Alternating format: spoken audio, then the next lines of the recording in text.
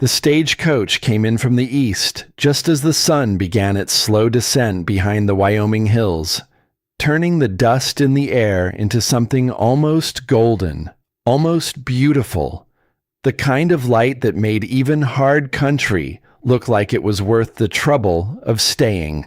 Millhaven was not a large town. It had a general store, a saloon with a crooked sign above the door, a church painted white that needed a second coat, a handful of homes set back from the main road, and a post office that doubled as the telegraph station on busy days. It had a livery stable at the far end of the street and a barber shop that also served as the dentist office, which most residents preferred not to think about too carefully. It was the kind of town that had survived because the people in it were stubborn enough to stay when leaving would have been easier, and that stubbornness had given the place a certain permanence, a sense that it had earned its spot on the map, even if the map barely noticed it. Beckett Crane stood on the wooden platform outside the stage station with his hat in his hands. He was a tall man, broad through the shoulders, the kind of build that came not from vanity, but from years of work that did not stop because a man was tired. His hair was dark, cut close, and his jaw carried a few days of growth that he had not gotten around to addressing. He wore a clean shirt. He had pressed it himself that morning, twice, which was something he had not done for any occasion in recent memory. His boots were the good pair, the ones he kept wrapped in cloth at the back of the wardrobe and only brought out when something mattered. Today something mattered. He had been standing on that platform for 20 minutes before the coach appeared at the far end of the road. He had told himself he would wait calmly.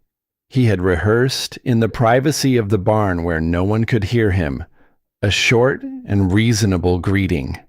Something measured. Something that would put a nervous woman at ease without making him sound like a man who had been rehearsing in his barn. He had written to her 6 times over the course of 4 months. She had written back 5 times, the 5th letter arriving only 3 weeks before she was due. A shorter note than the others, but no less careful in its wording. Her handwriting was steady and deliberate, the kind of handwriting that came from someone who took words seriously. She had described herself as practical, as unafraid of hard work, as a woman who wanted a fresh beginning in a place where her past could not follow her quite so loudly. She had not described herself as afraid. He reminded himself of that as the coach rolled to a stop. The horses snorted and stamped. The driver climbed down from the box and stretched his back with a groan that carried across the platform. He glanced at Beckett with the particular expression of a man who had seen many things on the road and had learned not to comment on most of them. "Your lady's inside," the driver said. "Hasn't spoken since Cheyenne." Beckett's throat went dry. He stepped forward as the coach door opened. A small gloved hand appeared first, pale against the dark wood of the door frame, reaching for something to hold on to. Then the hem of a traveling dress the color of faded cornflowers, dusty from the road. Then a bonnet, tilted slightly from a long journey, and beneath it, a face that Beckett had spent 4 months constructing in his imagination, and now had to set entirely aside. She stepped down from the coach slowly, as though her boots had been filled with river stone. When she reached the ground, she steadied herself against the door, and then she looked up. Her eyes were blue, and they were swollen. Not from dust and not from exhaustion, though she had both in abundance. Her cheeks were streaked with the evidence of tears that had not been politely contained, but had simply come and come and come, the way real grief does, without permission, without dignity, without any concern for the impression being made. Her lips pressed together as she looked at him, trembling at the corners, fighting to hold some last piece of composure in front of a man she had never met. She clutched a small leather valise against her chest the way a person clutches the one thing they have not yet lost. Beckett forgot everything he had prepared. He forgot the careful greeting and the measured tone and the expression he had practiced in the dark window glass of the kitchen 2 nights running. He forgot that there were people nearby who would notice and remember and discuss this moment at length over supper for the next several weeks. He removed his hat. "Miss Forsythe," he said. She nodded once, a small movement, controlled. "I am Beckett Crane." He held out his hand. She placed hers in it. Her fingers were cold even through the glove. She met his eyes for only a moment before fresh tears spilled down despite what was clearly a significant effort to prevent them. "I apologize," she whispered. "This is not how I meant to arrive." Across the street, in the shadow of the saloon's overhang, a man in a good coat stood watching. Stellan Vore was not a large man, but he occupied space in the manner of someone accustomed to being the most consequential person in any given room. He had a merchant's face, pleasant enough in the way that things purchased rather than grown tend to be pleasant, smooth where experience had not been permitted to leave its marks. He watched Beckett take the woman's hand. He watched her face. He watched the small leather bag she held like it was the only solid thing left in a world gone liquid. The corners of his mouth moved in something that was not quite a smile and not quite anything else. Then he turned and walked back into the saloon without hurrying. Beckett was aware that people nearby had stopped to observe. Millhaven was small. Observation was one of its primary industries. He stepped closer to Willa Forsythe and lowered his voice. "You don't have to pretend with me," he said. She went still. It was a particular kind of stillness. The kind that comes when something unexpected lands in a place that has been braced so long for the opposite that it no longer knows how to receive anything else. She looked at him with those swollen eyes, and something moved through her expression. Not relief exactly. Not yet. But the ghost of it. The faint outline of what relief might feel like if she let herself believe it was available. "Whatever is troubling you," he continued quietly, "there is no need to force a smile on my account." She drew a breath. Let it out. "I fear," she said, "that I have made a terrible mistake." His stomach tightened. He had heard second-hand and third about women who stepped off the coach and took one look at the man waiting and decided that any eastbound train was preferable. He had told himself he would not take it personally if that happened. He had not entirely believed himself. "Is it me?" he asked. He asked it plainly because he was a man who preferred a clean answer to a comfortable uncertainty. Her eyes widened slightly. "No. No, Mr. Crane. It is not you." "Then let us speak somewhere private." He collected her trunk from the driver, settled it in the bed of his wagon, and helped her up onto the seat. She moved stiffly, holding the valise still in her lap as though she had forgotten she was allowed to set it down. He took the reins, turned the horses, and they rolled out of Millhaven at an easy pace, the town falling behind them and the prairie opening wide ahead. The grass had gone gold in the September heat. The sky above Wyoming was the particular deep blue that only appeared in the last weeks of summer before the season remembered its obligations and began the work of changing. A hawk circled high to the north, riding something invisible, patient in the way that creatures are patient when they have not yet learned to be in a hurry. For a while she said nothing, and he did not press her. He had learned in the years since Nora that silence was not always a wall. Sometimes it was simply the shape of a thing too large to move quickly.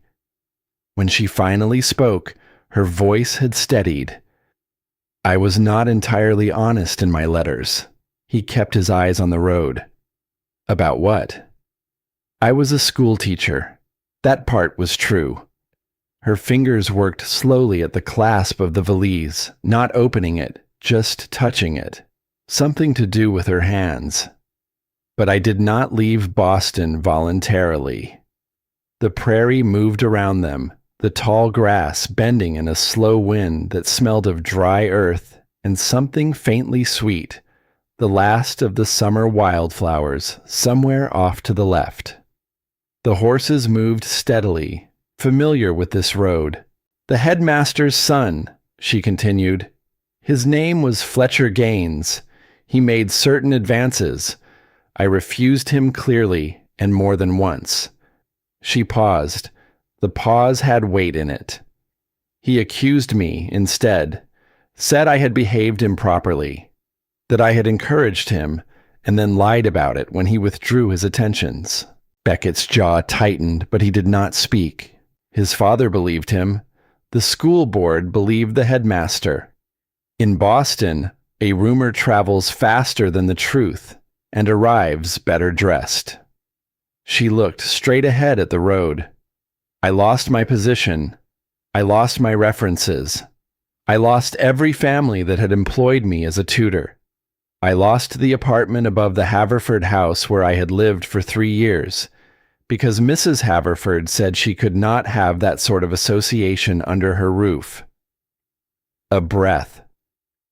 I did not tell you any of this in my letters, because I was afraid you would not want a woman who had been ruined. A woman that other people had already decided was not worth the trouble of believing. The wagon moved on. The hawk had gone from sight. The hills to the west were turning amber at their edges in the declining light. "Miss Forsythe," Beckett said. She turned to look at him. There was something braced in her posture, the body's old preparation for another verdict, another door closing, another person deciding what she was worth based on what someone else had said about her. "Out here," he said, "a person is judged by what their hands accomplish, not by what other mouths have decided to say about them." She held his gaze for a long moment. He kept his eyes on the road, but he was aware of her looking, the way he was sometimes aware of things at the edge of a field without turning his head to look at them directly. There was something careful in her attention, the attention of someone who had learned not to trust quickly and was trying to determine whether caution was still necessary. "I advertised for a wife," he said, "because I am tired of facing this land without a partner. What matters to me is whether you meant what you wrote, that you want to build something real, that you are willing to do the work of it." A pause, then, "I meant every word of that. Then we understand each other." Ironwood Ranch appeared at the crest of a long rise, the 2-story house standing solid and dark against the early evening sky. There were corrals to the east, a large barn with fresh boards where a section had been repaired recently, a smokehouse, a root cellar, the square outline of a kitchen garden gone dry at the edges in the late season heat. 60 head of cattle grazed on the far side of the property, small dark shapes against the gold of the grass. This was not a reckless man's dream. Every board and post and fence line had been considered. It was a place that had been built slowly, with intention, by someone who understood that the land did not give anything away, but would yield to patience and work applied consistently over time. A red dog came bounding from the direction of the barn, barking with the uncomplicated enthusiasm of a creature that had not yet developed the habit of guarding its affections. "That is Rufus," Beckett said. "He will be insufferable about you for approximately 3 days, and then settle into moderate devotion." Something shifted in her face, not quite a smile, but the landscape from which smiles eventually emerge. Inside, the house was plain but clean in a way that spoke of recent and deliberate effort. The floors had been scrubbed. The windows were clear. Someone had placed a small arrangement of late-season wildflowers in a jar on the kitchen table, which had clearly required a separate trip into the fields, and which Beckett did not acknowledge or draw attention to, but which Willa noticed in the way she seemed to notice most things, quietly and without comment. He showed her through the rooms, the parlor with its 2 chairs and the bookshelf that held more volumes than she had expected, the kitchen with its good iron stove and the pantry beyond it, the stairs, and at the top of them, a door. He opened it. The room was simply furnished. A bed with a clean quilt, a chest of drawers, a small table with a lamp, curtains made from fabric that was newer than the rest of the house, and on the inside of the door, a latch. "We are not yet married," he said, his voice measured and even. "The minister comes on Sunday. Until then, this room is yours." He paused. "The latch works from the inside." The breath she let out was not quite a sound. It was the release of something that had been held for a long time. She looked at the latch for a moment. Then she looked at him. "Thank you," she said quietly. It was only 2 words, but the way she said them carried the weight of everything that had happened before she arrived. Every door that had closed, every room that had not offered what this one just had. He accepted the thanks with a nod and left her to rest. That evening she came downstairs and cooked supper without being asked. She moved through the kitchen with the ease of someone who had found it in worse condition and made something of it regardless, reorganizing as she went, not intrusively, but with the practical efficiency of a person who understood that a functional kitchen was not decoration but infrastructure. The meal she produced from what was available in the pantry was better than anything Beckett had eaten in his own house in longer than he cared to calculate. They ate at the kitchen table. Rufus lay in the corner watching with the patient optimism of a dog who had learned that patience was occasionally rewarded. She had made a potato soup from the root vegetables in the cellar, dense and savory, seasoned with dried herbs she had found in a tin on the back shelf of the pantry. There was bread she had baked in the late afternoon, the first time she had used his stove, and found it responsive in the way of a stove that has been well maintained. She had sliced it and set it on the board, and he had looked at it and then at her and said nothing.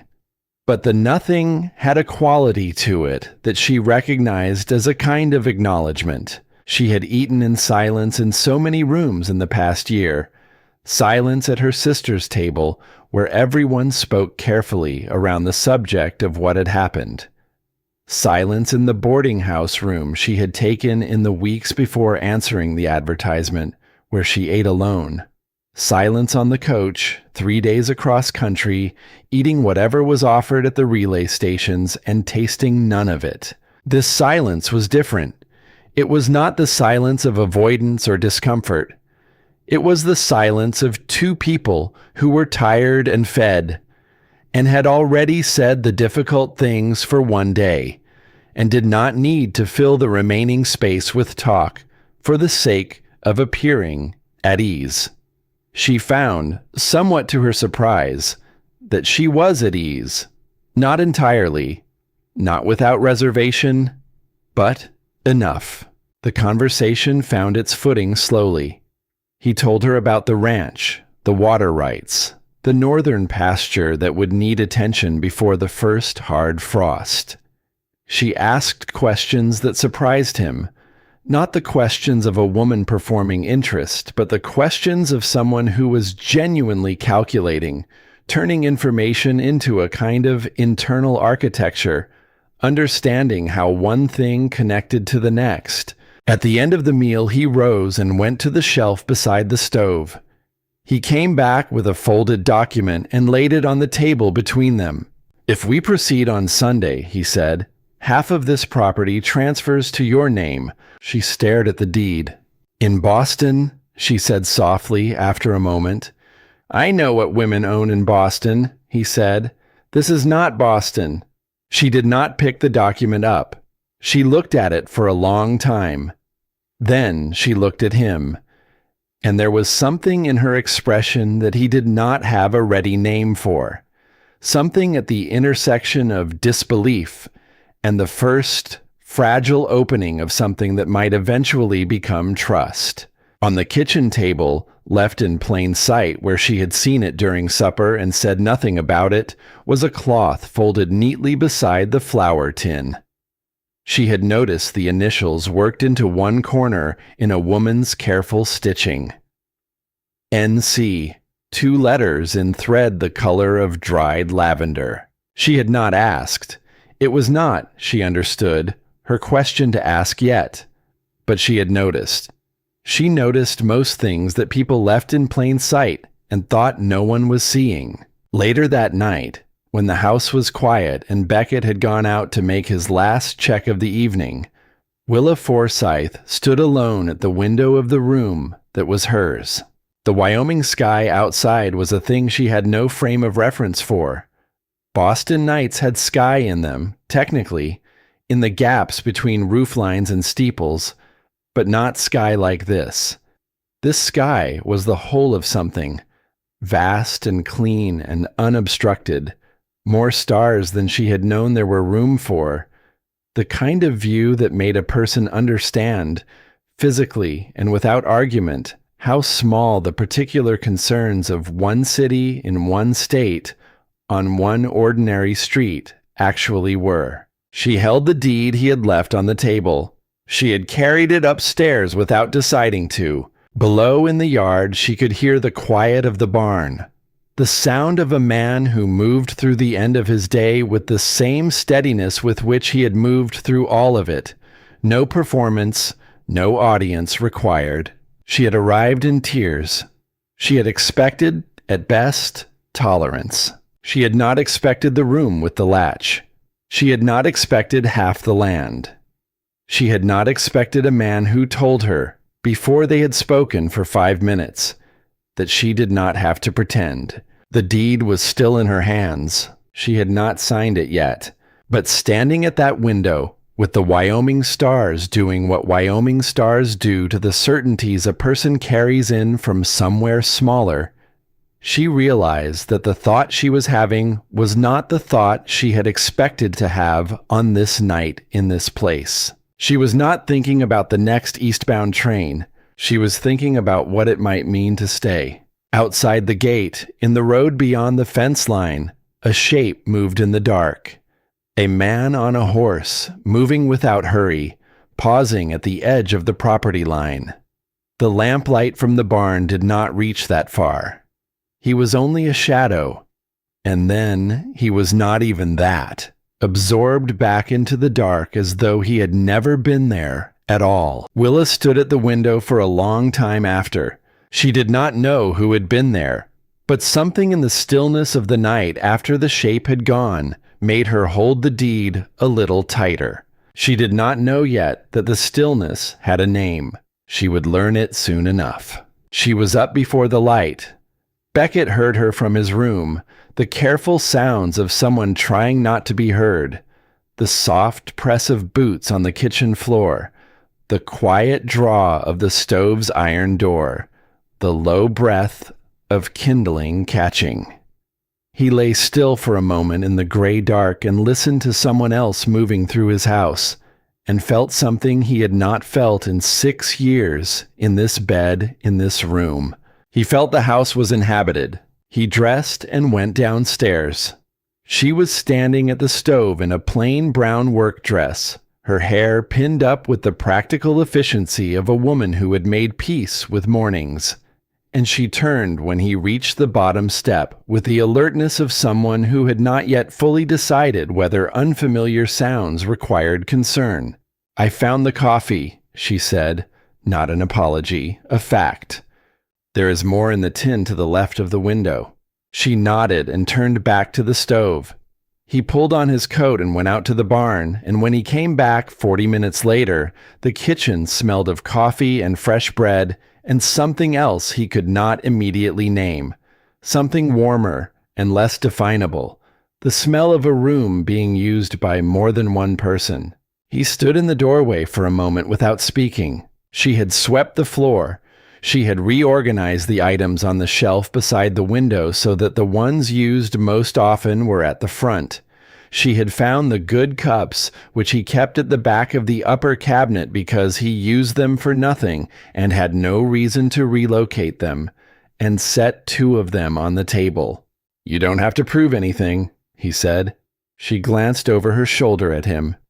"I am not proving. I am building." He pulled out the chair and sat down, and she poured the coffee, and they drank it in the early quiet, with Rufus making small sounds of contentment near the warm stove and the light coming up slowly outside the window, amber first and then gold, and then the clear, clean blue of a Wyoming morning that had not yet been told what was expected of it. This was how the first week passed, not with ceremony, not with the careful performance of 2 strangers attempting to seem comfortable, but with the accumulation of small, ordinary things, the shared rhythm of a household finding its pace, the way 2 people who are paying attention to each other gradually stop flinching. She learned the kitchen the way she learned most things, completely and without waste. By the 3rd day, she knew where everything was kept and why most of it was kept incorrectly. By the 4th day, she had remedied this in ways he could not argue with, because they were self-evidently sensible. She did not ask permission for any of it, and he noticed and said nothing, because it was exactly the kind of initiative that a ranch required, and exactly the kind of thing he had privately hoped for and had not known how to ask for in a letter. She also discovered the account books. He had not hidden them. They sat in the small desk in the corner of the parlor where they had always sat, 3 ledgers bound in brown cloth. The most recent one open to the current month. On the 4th morning, she asked him, with a precision that told him she had already been thinking about it for some time, whether he had someone who managed the ranch finances, or whether he managed them himself. "Myself," he said. "May I look at them?" He gestured toward the parlor. She spent the better part of that morning at the desk with the ledgers open before her and a piece of paper beside them on which she was making careful notations in her schoolteacher's handwriting. He watched her once from the doorway, her brow slightly drawn, her pen moving with the focused efficiency of someone who had found something interesting and was following it to see where it led. She did not say anything to him that day, but she kept the paper with the notations. On the 5th day, he took her out to see the rest of the property. They rode side by side across the land, Beckett on his gray gelding and Willa on Clover, the Palomino mare who had been working the property for 4 years and whose temperament was steady enough for a beginning rider, but whose gaits were smooth enough to be worth riding for anyone. He had offered Clover with the expectation that she would need instruction and had said so with the careful tact of a man trying not to cause offense. Willa had stepped up into the saddle with the unhurried competence of someone who had been on a horse before and had not forgotten the experience. She settled in, adjusted the reins, and looked at him with something that was almost amusement. "My grandfather," she said, "had a farm outside Worcester. I spent 3 summers there between the ages of 9 and 12. He looked at her on Clover's back, the easy alignment of her posture, the relaxed grip of her hands on the reins, and revised the picture he had been carrying. "Seems there is more to you," he said, "than your arrival suggested." "Most people are more than their worst moment," she replied. And she touched her heels to Clover's sides and moved ahead without waiting for his response. He rode after her and did not quite manage to prevent the expression that crossed his face from being the one it was. He showed her the northern pasture with its water source and the fence line that wanted mending before winter. He showed her the eastern slope where the grass grew best and where the cattle drifted in dry weather. He showed her the stand of cottonwood trees along the creek that marked the property's western boundary, the leaves going yellow now at the tips, the first announcement of what was coming. She asked questions that had money in them, not in a grasping way, but in the way of someone who understood that land was not sentiment but arithmetic, that the beauty of a pasture was also its yield per acre, that the pleasure of a water source was also its value in a dry summer. "You built all of this alone?" she asked, looking back at the house from the top of the eastern slope. "Mostly." He looked at it too. "The frame of the house I had help with. Everything else I saved for and built in order." She was quiet for a moment. "How long?" "6 years since I filed the claim." She did not ask what had happened 6 years ago that had brought him here to file it. He was aware of the question not being asked, the way he was aware of the cloth on the kitchen shelf with its embroidered initials, the thing present in the room without being named. He appreciated the restraint. It was a kind of courtesy he had not known he needed until he experienced it. On the ride back, crossing the open ground between the creek and the barn with the afternoon light coming in long and gold across the grass, Rufus running ahead of them through the stems and scattering grasshoppers in small explosions, Willa said without preamble, "The grain supplier." He looked at her.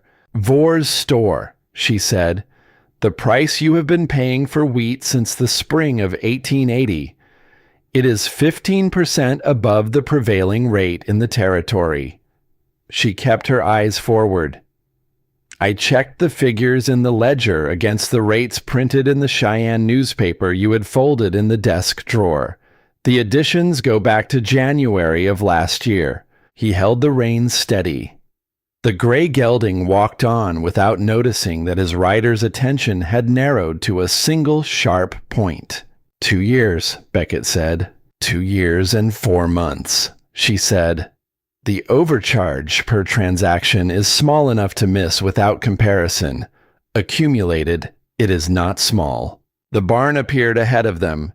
He could see the end of the day's light on the weather vane above the roof, the tin arrow pointing west. "You kept the paper," he said. It was not a question. "I keep most things," she said. "I find it useful." That evening, after supper, the first chill of autumn moving through the gaps in the walls that summer had made irrelevant, they sat in the kitchen with the lamp between them, and he opened the ledger, and she showed him exactly what she had found. She was systematic about it. She did not editorialize or speculate about intention. She laid the numbers beside each other and let them speak. His jaw was tight by the end of it. She watched him look at the figures for a long time without speaking, and then fold the ledger closed with the careful restraint of a man who has decided not to express what he is currently feeling. "I will go into town tomorrow," he said. She nodded once. She understood that this conversation was finished, and that a different one had begun somewhere behind his eyes that she was not yet invited into. What she did not see was Stellan Vore, the following afternoon, riding away from town with a particular expression and a particular errand. What she did not see was the telegraph office and the man behind the counter, and the message that was written out in Vore's careful commercial hand and sent east to a Boston address she would have recognized immediately. The storm came in from the northwest on the second Saturday, a fast-moving front that turned the sky the color of iron and sent the temperature dropping 20 degrees in under an hour. Beckett came in from the north fence line at a run, arriving in the barn just as the first fat drops of rain began to hit the roof like small accusations. Willa was already there. She had been measuring the stall dimensions for something she had not yet explained to him and had not made it back to the house before the sky changed its mind. They stood in the barn while the storm leaned into the walls and the horses moved restlessly in their stalls, and the rain on the roof made it necessary to raise the voice slightly. He brought out the ranch ledgers, the ones he had not shown her, the planning records and the expansion notes and the cost projections for the next 2 years. He spread them on the wooden workbench between the stalls, and she stood beside him in the lamplight, and they went through the numbers together. He did not decide to show her. He simply did not decide not to. She leaned over the papers with her elbows on the bench and her chin on one hand, and worked through the figures with the same focused attention she brought to everything, asking questions when the notation was unclear, pointing out a calculation that had been carried incorrectly 3 months back, suggesting, without making it a suggestion, a different distribution of the spring purchase budget that would reduce carrying cost without sacrificing yield. He looked at her in the lamplight and thought, not for the first time in the past week, that the letters had not adequately prepared him for the person. "Where did you learn accounting?" he asked. She did not look up from the page. "My father was a clerk for a shipping company. He taught me to keep books before I was 10. He said a woman who understood numbers would never be entirely without options." A pause. "He died when I was 14, but the numbers stayed." He said nothing. He let the rain say it for him. Outside, the storm had settled into something more committed than a passing shower. It had decided to stay for the evening. The horses had calmed. Clover stood with her head low and her eyes soft, the long-suffering expression of a horse that has weathered enough Wyoming weather to have developed a kind of philosophical equanimity about it. The barn smelled of wet hay and horse and lantern oil, and the combination of warmth and cold that exists in large enclosed structures in autumn, a smell Willa found she did not mind at all. Willa turned another page of the ledger. He watched her from the corner of his eye, the way he had taken to watching her when she was working, when her attention was directed elsewhere and she was not performing any awareness of being observed. There was something in the quality of her focus that he found difficult to look away from. It was the focus of someone who genuinely believed that the answer was in the numbers and was confident of finding it. The focus of someone who had been taught that careful attention was a form of respect and had taken the lesson seriously. He looked back at the papers. Later, when the storm had settled into a steady, determined rain rather than a furious one, when the horses had calmed and the lamp was burning low, she said, without looking up from the last page of the ledger, "Does Millhaven have a school?" "Not yet," he said. "They have been discussing it in the town council for 2 years. She turned a page. "They should stop discussing it."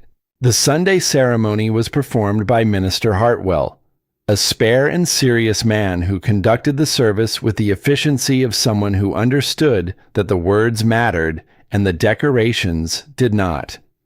There were a handful of witnesses, Colt from the ranch, 2 neighboring families who had heard about the arrangement and come out of a combination of goodwill and curiosity, and Dorothea Pell, who sat in the second pew with her back perfectly straight and her expression carefully composed, the look of someone reserving judgment. Beckett stood at the front of the small church in his good suit and watched Willa come down the aisle in a dress the color of a late afternoon sky. Not the gown of a storybook bride, but the careful best of a practical woman who had made something presentable from what she had available, and he thought that it was the most honest thing he had seen in a very long time. Her hands were steady when she took his. The vows were simple. He meant his completely and without reservation, in the way a man means something when he has had 6 years of silence in which to understand exactly what he is promising.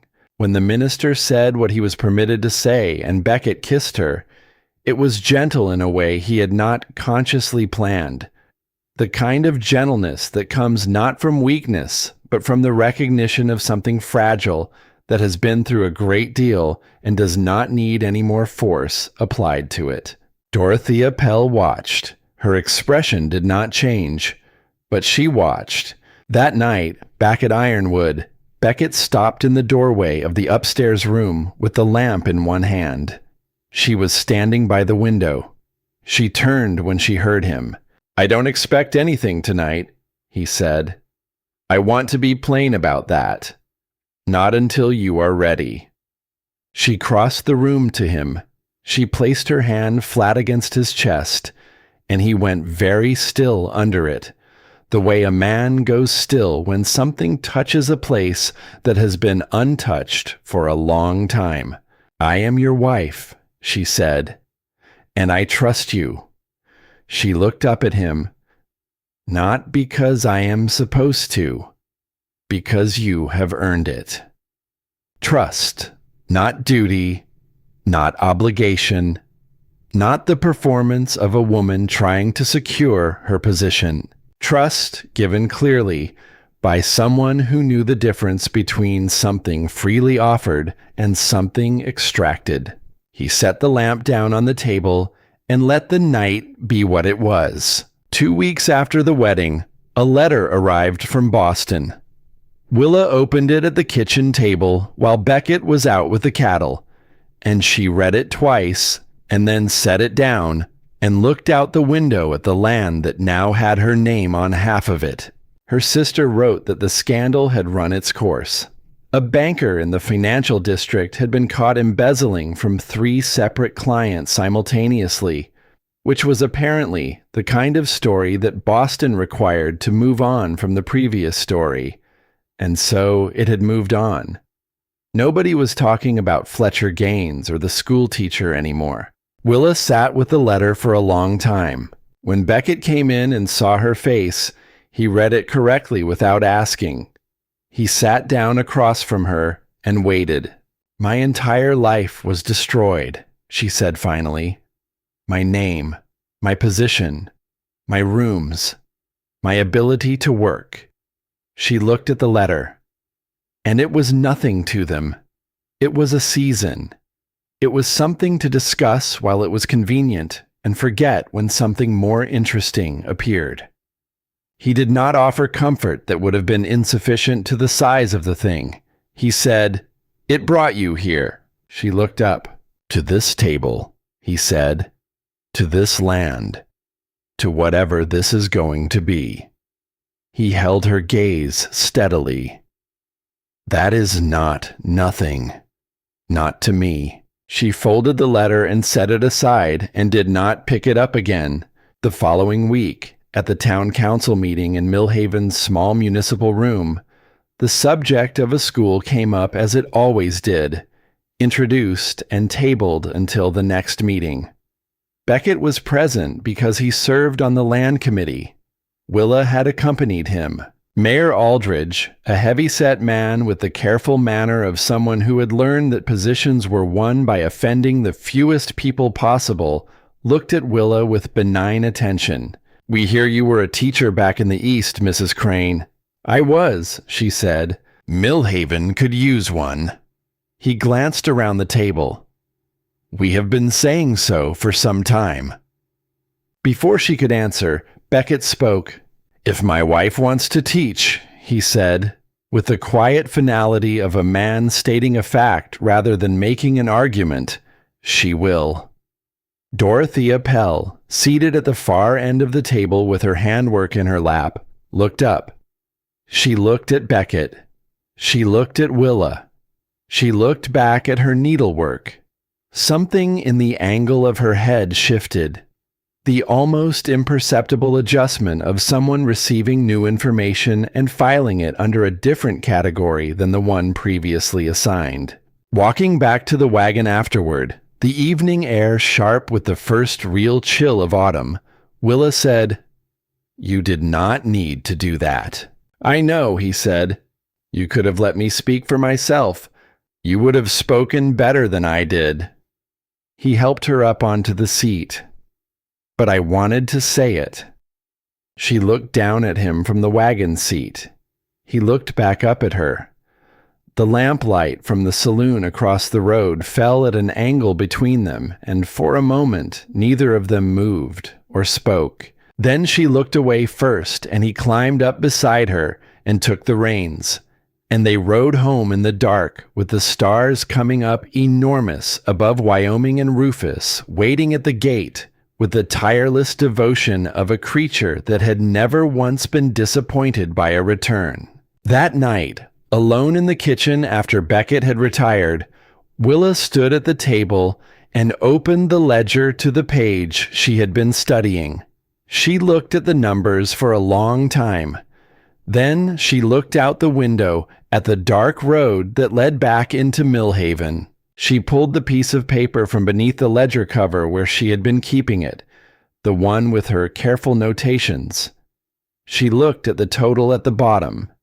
Then she turned the paper over and began to write on the blank side. Not to anyone. Just the facts, laid out in order, the way her father had taught her. She wrote for a long time. Outside, in the road beyond the fence, a figure stood in the dark for the second time in 2 weeks. But this time it was not Stellan Vore. This time, the man standing in the dark beyond the gate of Ironwood Ranch wore a coat that had been made in Boston, and he had arrived that afternoon on the eastbound stage, and he had taken a room at Millhaven's only hotel under a name that the desk clerk wrote down without looking up. He stood in the dark and looked at the lit window of the kitchen. He had been told the woman he had come for had married a rancher. He had been told the rancher was stubborn and the property was substantial. He had been given this information by a merchant who had his own reasons for wanting things at Ironwood to come undone, and the alignment of their respective interests had seemed, at the time, like a matter of convenient practicality. Fletcher Gaines had not traveled 1,500 miles to be practical. He had traveled 1,500 miles because a woman had refused him and married someone else, and moved so far from his reach that it required a real effort to remind her how small she actually was. He would begin that reminder in the morning. He turned and walked back toward the hotel, his coat dark against the dark road, and the light from Willa's kitchen window burned on behind him, steady and unknowing, the way lights burn when the people inside them have not yet learned what is standing just outside their circle. The morning of the first school day arrived with frost on the grass and a sky the color of pale pewter. Willa walked the 2 miles into Millhaven before Beckett was awake, which she had done deliberately because she wanted the walk, the cold air, the time to arrange herself before 15 children arrived and required her full attention. She had been a teacher long enough to know that the first morning set the register for everything that followed. She intended to set it correctly. The schoolroom was not a schoolhouse yet, not in the proper sense. It was the back room of the feed merchant's building on the east end of Millhaven's main street, a room that smelled of grain dust and old wood and the particular staleness of a space that had been used for storage and had not yet decided what it wanted to become. Willa had spent the better part of 2 Saturdays cleaning it. Beckett had come on the second Saturday without being asked and fixed the window that would not close properly and built a shelf along the east wall from lumber he brought in the wagon without mentioning where it came from. She had not thanked him in words. She had set her hand briefly on his arm when she passed him on her way out the door, a small and deliberate pressure, and he had understood it for what it was. 15 children came on the first Monday. All of them came uncertain and most of them left interested, which was the best result a first day could produce. Willa stood at the front of the room with the morning light coming through the repaired window and felt something come back online inside her, some mechanism that had been shut down since the day she left Boston, the particular satisfaction of a mind engaged with other minds. The specific pleasure of watching a face move from confusion to comprehension. She had been so absorbed in the first lesson that she almost missed the man who passed the window. Almost. She saw him in the peripheral way she saw most things, the part of her attention that had learned to run quietly alongside whatever she was doing, and notice what the focused part was too busy to catch. A dark coat, a particular set to the shoulders, a pace that was unhurried in the way of someone who wanted to appear unhurried. She kept her voice even. She finished the sentence she was in the middle of. She did not look at the window again, but her hand, holding the chalk at the board, tightened once before she made it relax. He came to the schoolroom at midday, when the children had gone home for their noon meal, and she was alone at the bench organizing the primers she had ordered from Cheyenne with her own money. She heard the door and turned, and there he was, in the frame of it, Fletcher Gaines, with his Boston coat and his Boston expression and the quality of presence that belonged to men who had never had a closed door stay closed for them. He looked exactly as she remembered him. That was its own kind of unpleasantness. "Willa," he said, as though they were resuming a conversation that had been briefly interrupted rather than one she had never consented to begin. "Mr. Gaines." He stepped inside without being invited, looking around the room with the faint, tolerant amusement of a man inspecting something he considers beneath him, but is polite enough not to say so directly. "This is what you have come to," he said. It was not entirely a question. "I teach 15 children in a clean room," she said. "I am content with it." He turned to look at her with that smile she remembered, the one that never quite reached the part of the face where real things happened. "I came to apologize," he said. "The situation in Boston was unfortunate. I am prepared to make it right. Your position could be restored. My father still has influence with the board." She set down the primer she was holding. She looked at him directly, which turned out to be entirely possible now that the moment was actual and she was standing in a room she had scrubbed herself and a town where her name was her own. "I am home," she said. Something shifted in his face. Not much, but she saw it.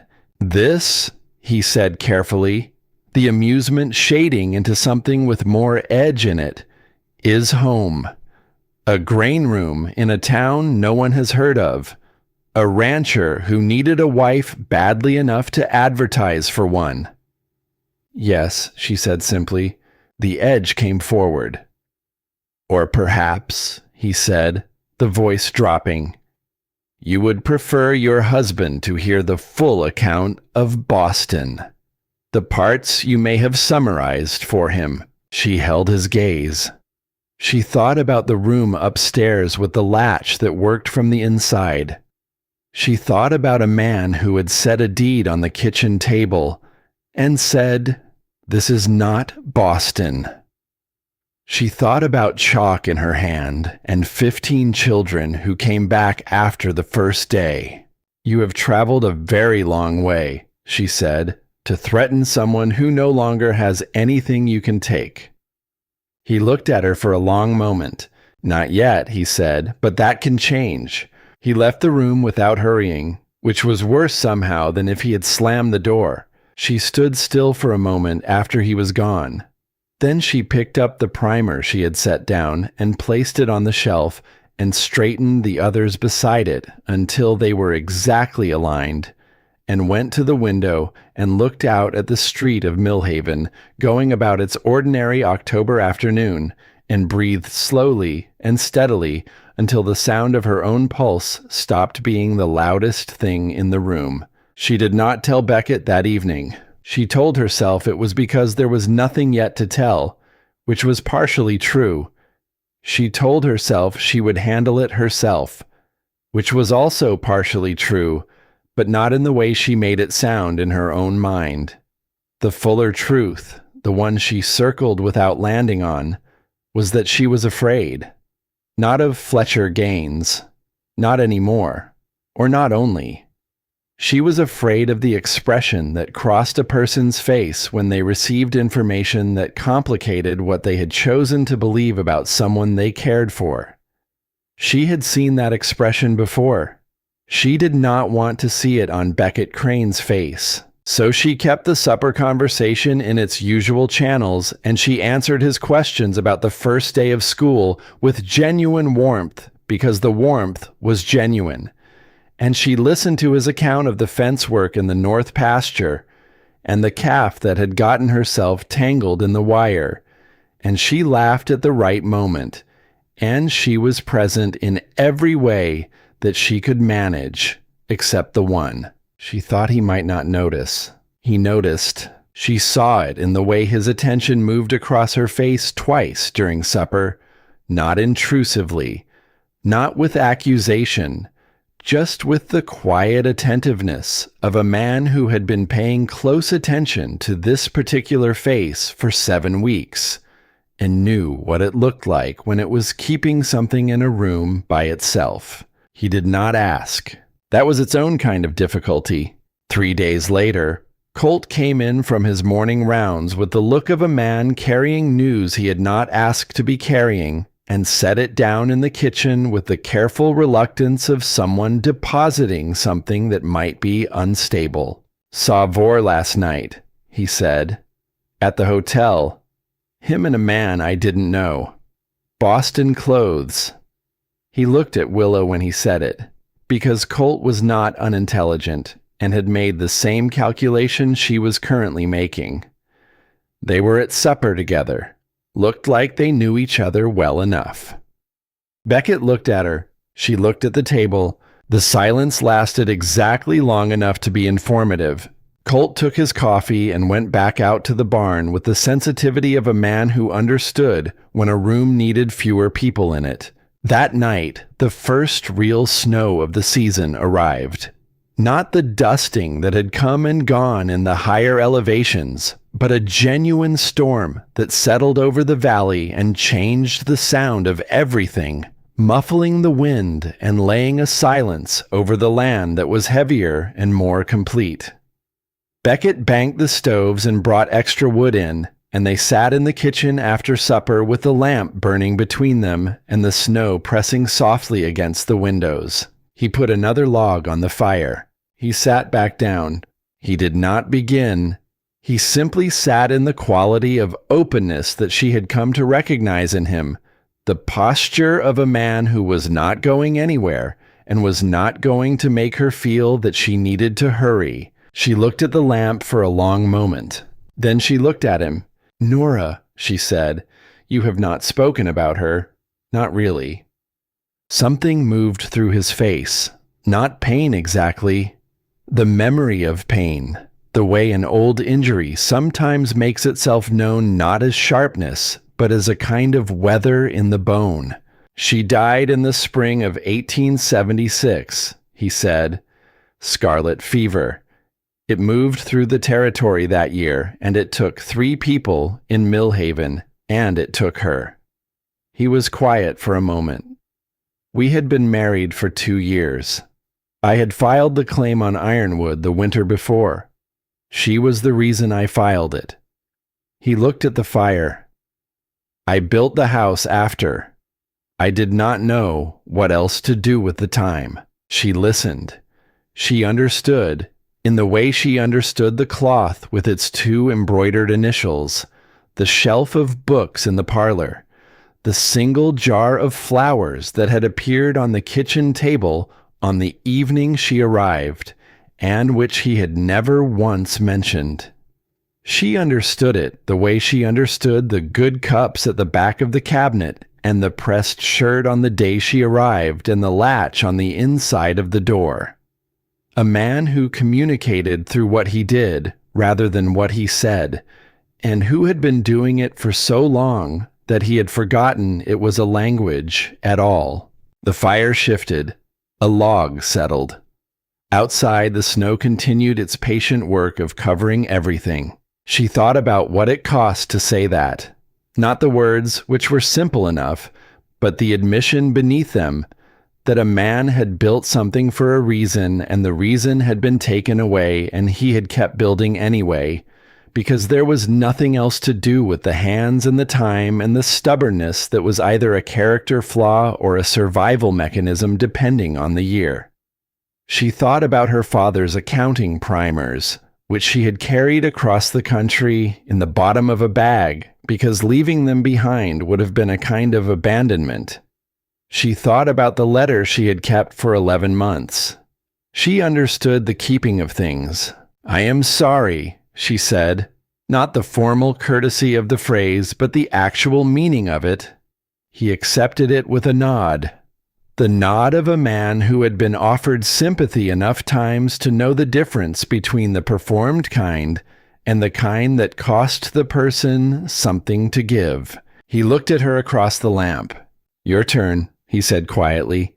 She had been preparing for it and still needed a moment when it arrived.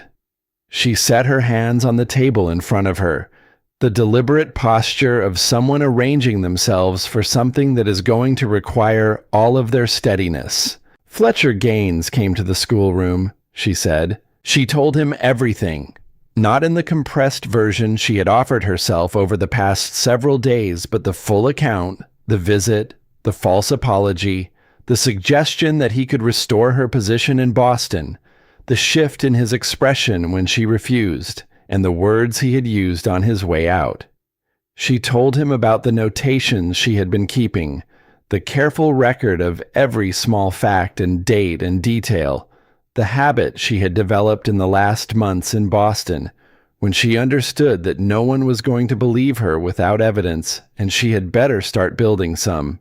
She told him about Colt's report, about Vore and Fletcher at the hotel, about what it meant when two people with separate reasons to want the same outcome discovered each other. And then she told him about the letter. She had kept it folded inside the cover of her father's accounting primer, which she had brought with her from Boston in the bottom of the valise because she had never been able to leave it behind. The letter was in Fletcher's own handwriting. It said things that could not have been written by a man who was claiming she had pursued him, because it asked for something a man does not ask for from a woman who is already pursuing him. She had been carrying it for 11 months without knowing when she would need it. "I kept it as protection," she said. "I did not know if I would ever use it." Beckett listened through all of it with his hands wrapped around his cup and his eyes on her face, and the expression she had been afraid to see was not there. What was there instead was something she recognized from the platform at Millhaven station, the expression of a man receiving information about reality and cataloging it without flinching. When she finished, he was quiet for a long moment. Then he stood up and went to the hook by the door and took down his coat. She felt something cold move through her chest. He turned. He was holding her coat, not his. He held it out to her. "Put it on," he said. "The north fence wants checking before the snow gets heavier. I would like the company." She looked at him. "That is all?" she said. "That is not nothing," he said. "But it is all for tonight. Tomorrow is a different problem. Tonight there is a fence." She took the coat. She put it on. They went out into the white dark of the first real snow, their boots leaving parallel tracks in the new fall, Rufus plowing ahead of them with the joyful obliviousness of a dog discovering for the first time that the world was made of something new and cold and interesting. She walked beside him and felt the thing she had been carrying for 3 days adjust its weight, not disappear, but redistribute, become something that was being held by two people rather than one, which made it exactly half as heavy as it had been before. The snow had stopped. The world was very white and very quiet. Their boots made the same sound in the new fall, a soft compression, the sound of something yielding. Rufus had gone ahead to the fence line already and was waiting there with the patient authority of a dog who has decided that a particular spot is his until further notice. The cold was clean and had no particular hostility in it. It was just cold, which was a condition of the country, and Willa had begun to understand that there was a kind of honesty in conditions that did not pretend to be other than what they were. She thought about Fletcher Gaines in his Boston coat standing in her schoolroom. She thought about the way the quality of a threat depended on what the person making it believed you had to lose. She thought about how the calculation had changed. She looked at the fence line in the snow, and the man walking beside her, and the dog running ahead, and thought that the calculation had changed considerably. They did not speak much on the fence line. They did not need to.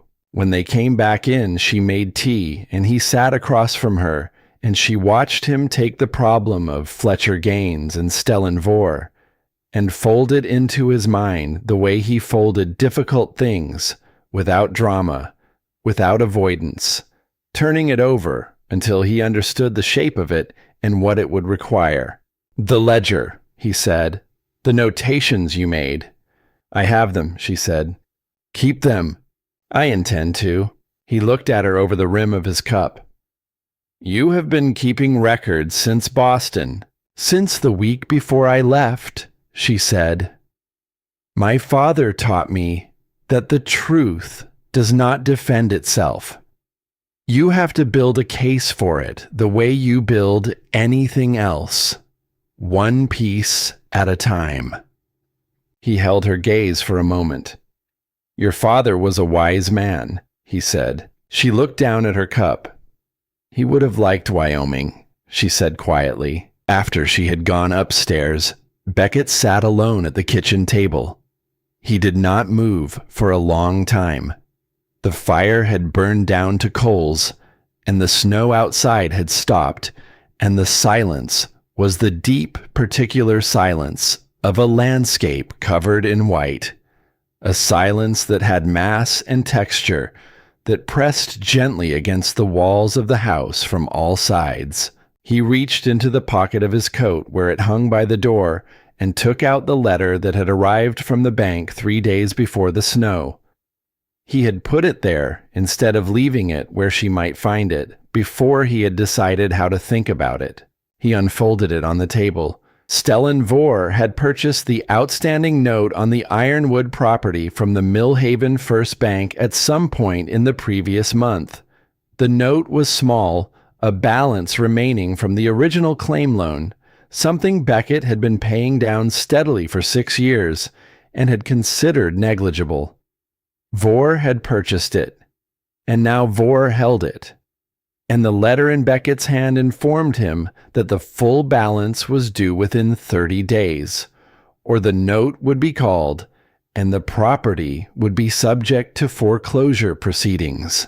The number at the bottom of the letter was not enormous. In a good year, it would have been manageable. In this year, with the dry summer and the equipment repairs, and the cost of the mended fence sections, and the various expenses that had accompanied the preparation for a wife's arrival, it sat in his account as a number he did not currently have. He looked at the letter for a long time. He had not hidden it. He had only put it in his pocket. He told himself that was not the same thing. He folded it and set it on the table where she would find it in the morning. Then he reached into the other pocket of his coat. He took out the cloth, the one with the 2 embroidered initials in thread the color of dried lavender. NC. He held it in his hands for a moment, the way he had held it many times in the 6 years since the spring that took everything it could reach. Then he got up and went to the shelf above the parlor desk and took down the small wooden box that had sat there since the summer of 1876. He folded the cloth carefully and placed it inside. He closed the lid. He did not throw it away. He was not that kind of man, not the kind who erased what had been real because something new had arrived. Nora had been real. She would always have been real. The box was not a burial. It was a right placement, a moving of something precious to a location where it would be honored without being in the way of what was currently alive. He put the box back on the shelf. He went to bed. In the morning, for the first time in 6 years, he did not think about it when he woke up. He thought about coffee. He thought about the north fence. He thought about a woman who kept careful records and taught school in a grain room and had come to Wyoming in tears. He lay still for a moment in the gray dark and let himself think about her without it feeling like a betrayal of anything. At some point in the small hours of the night, Willa had come downstairs for water. She had stopped at the bottom of the stairs. Through the dark of the parlor, she could see the parlor shelf, and on it the small wooden box. It had been moved slightly forward, brought out from the back where it had sat for months, placed where the morning light could reach it. She understood the difference between hidden and honored. She stood in the doorway for a long moment. She did not go in. She did not make herself known, but she understood, looking at that shelf in the dark, that this man who had offered her a room with a latch and half his land, and his steadiness, and his silence, this man was also doing his own quiet work, not erasing, arranging, making room. She went back upstairs. In the morning, she found the bank letter on the table. She sat down and read it twice. She looked at the number at the bottom. She looked out the window at the white expanse of ironwood under its first covering of real snow, the fence lines dark against the white, the barn with its fresh boards, the corrals, the eastern slope where the cattle grazed and the grass came in strongest, all of it with her name on half of it. She heard him come down the stairs. He stopped when he saw her with the letter. His face prepared itself for her reaction in the way faces prepare themselves when they have been waiting for a verdict. She looked up at him. "This is my ranch as much as yours," she said. Not loudly, not with drama, with the even certainty of a woman stating a thing she had decided was true and intended to act on. "We will solve it together." He looked at her across the kitchen in the morning light with the snow bright beyond the window, and Rufus watching from his corner with his head on his paws, and the small wooden box sitting on its shelf in the parlor with its lid closed. He sat down across from her, and they began. The 30 days had a sound to them, not a loud sound, not the sound of a clock or a bell or anything that announced itself with ceremony. It was the quiet sound of time that has been given a deadline, the weight of mornings that are being counted, the way each day that passed felt slightly heavier than the one before it, weighted with the awareness that the number was going down. Beckett did not speak about it constantly. That was not his way. But Willa watched him in the mornings when he thought she was occupied with the ledgers, the way his eyes moved to the window and out across the land with the face of a man calculating the distance between where he was and where he needed to be, and finding the gap persistent. She had her own calculations running. She had taken the notation paper from beneath the ledger cover and spread it on the kitchen table 3 nights running, adding to it, refining it, building the case her father had taught her to build. The numbers were clear. The overcharge Vore had extracted from Ironwood over 2 years, and 4 months amounted to a sum that, properly documented and presented to the right authority, constituted fraud. Not the casual fraud of a man rounding up in his own favor. The deliberate, sustained, incremental fraud of a man who had been careful enough to keep each individual transaction small while the accumulation grew into something significant. She had also, in the quiet hours after Beckett was asleep, written out the complete timeline of Boston, the dates, the specific words Fletcher had used on specific occasions, the names of the 2 other teachers who had witnessed parts of what happened and who had said nothing at the time out of their own reasonable fear, and the letter, Fletcher's own letter, which she had kept folded inside the cover of her father's accounting primer for 11 months, and which said the thing that could not be unsaid. She was beginning to understand that the moment had arrived. Stellan Vore came to Ironwood on a Tuesday, the 22nd day of the 30. He came alone, which was a statement in itself. He tied his horse at the post and walked to the front door with the unhurried step of a man who had already decided how the conversation would end. Beckett met him on the porch. Willa stood in the kitchen doorway, visible through the front window, and Vore glanced at her once when he arrived and once again when he left. And both times the glance carried the quality of a man acknowledging a factor he had already accounted for. He did not shout. He was worse than that. He was calm.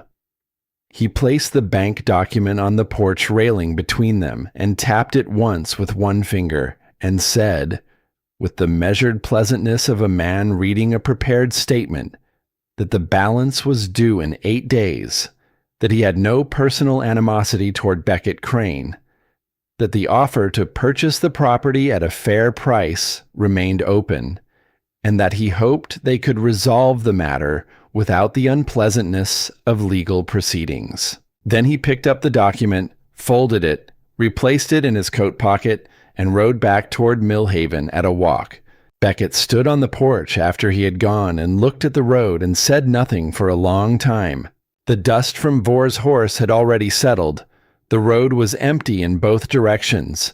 The cattle grazed on the far eastern slope without awareness of anything having occurred, which was the particular indifference of cattle, useful in its way. A reminder that the world had no opinion about the proceedings and would continue regardless. The weather vane above the barn pointed north. A jay called once from somewhere in the cottonwoods along the creek, and then was silent. Willa came out and stood beside him. 8 days, he said. I know. He turned to look at her. There was something in his face she had not seen before in 10 weeks of learning his face. Something that was not defeat, but was in the territory adjacent to it. The expression of a man who has fought for something for a long time and is beginning to feel the weight of the fighting. I will not sell it, he said. I know that too, she said. He looked back at the road. The money is not there. Not in 8 days. She put her hand on his arm. Come inside, she said. I have something to show you. That night, she laid everything on the kitchen table. The notation paper with its careful columns, the timeline of transactions, the calculation of the total overcharge. The copy she had made of the bank document cross-referenced against the dates of the grain purchases. She showed him how the numbers connected, how the overcharge amounts, tallied against the note Vore now held, told a story that was not a story of a legitimate business transaction, but of a deliberate scheme, executed over time by a man who had identified a property he wanted and had been quietly engineering the conditions under which he could take it. Beckett read through everything twice. He was a man who read carefully, who did not perform understanding before he had it. When he finished, he sat back in the chair and looked at the ceiling for a moment, and then looked at the papers again. This is enough to take to Merritt, Willa said. Aldous Merritt was Millhaven's only attorney, a spare and exacting man in his 60s who had practiced law in 3 territories and whose competence Willa had already assessed. It is enough to make a case, Beckett said. Whether it is enough to win it before 8 days is a different question. Then we go tomorrow morning, she said. Not in 8 days. Tomorrow. He looked at her across the table. She met his gaze and did not look away. And he saw in her face what she had been building in those quiet hours after he slept. The structure of someone who had decided that this particular battle was not going to be lost the way the last one had been lost, without evidence, without a voice, without anyone willing to stand up and say what was actually true. Tomorrow, he said. The morning before they went to see Merritt, The thing happened that Willa had been waiting for with the dread of someone who knows an unpleasant thing is coming and cannot do anything to prevent it from arriving on its own schedule. It was a Sunday. The congregation was filing out of the white church after the service, the usual dispersal into the cold morning air. Willa and Beckett had come down the steps and were making their way toward the wagon when Fletcher Gaines stepped into the center of the street. He had chosen the moment with the same careful calculation he applied to everything. The maximum number of people, the open air that carried voices, the specific public nature of a Sunday morning in a town where everyone knew everyone and would remember what they witnessed for a very long time. He was not loud. He did not need to be. He spoke in the clear carrying voice of a man who had been educated to project to the back of a room and who understood that the appearance of reasonable distress was more effective than anger. He said that he felt it was his responsibility, as a man of conscience, to share certain information about a woman who was now representing herself as a respectable member of the Millhaven community. He said that he had known Willa Forsythe in Boston. He said that her departure from the school where she had been employed had not been the voluntary fresh start she had apparently described to people here. He said there had been an incident. He used the word incident with the careful vagueness of a man who wanted the listener's imagination to do the work that specificity would have made available for challenge. He spoke for perhaps 2 minutes. It felt longer. Willa stood on the wooden sidewalk and felt the attention of Millhaven turn toward her the way attention always turns, all at once, with the momentum of something that has been waiting for a reason to move. She heard the quality of the silence around her change, the specific silence of people listening and reassessing and filing new information against old. The sound of a reputation being examined by people who had not previously thought it needed examining. Dorothea Pell stood 4 feet away. She did not look at Willa. She looked at Fletcher Gaines with the attention of a woman who had been reading people for 60 years and was currently reading one very carefully.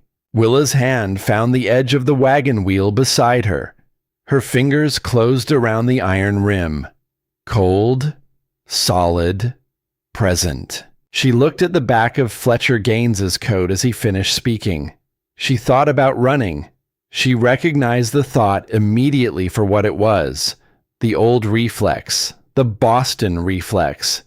The reflex of a woman who had learned that when a room turned against you, the only option was the door.